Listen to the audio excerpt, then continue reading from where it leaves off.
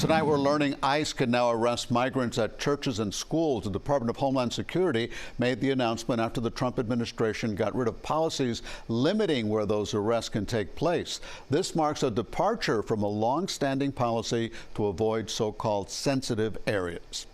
Meanwhile, some of President Trump's new executive actions on immigration are already facing legal challenges. 18 states have filed a lawsuit over his order seeking to get rid of birthright citizenship. Florida is not one of those states. CBS News Miami's Yvonne Taylor talked to an undocumented woman who gave birth to her daughter here in the U.S.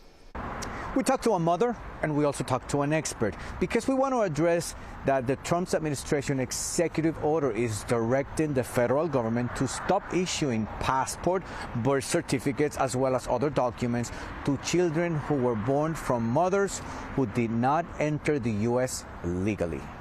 Elisa Menjivar is a Salvadorian mother who entered the U.S. illegally in 2015.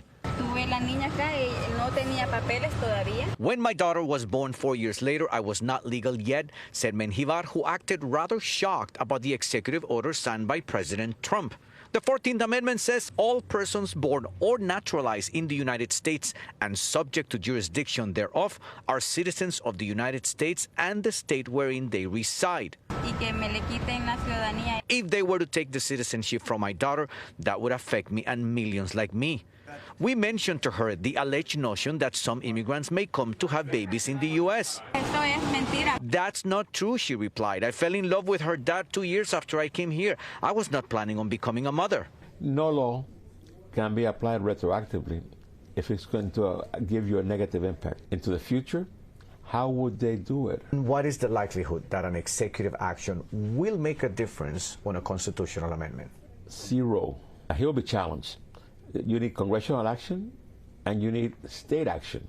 And speaking of which, a coalition of 18 Democratic state attorneys filed a lawsuit today against the Trump administration.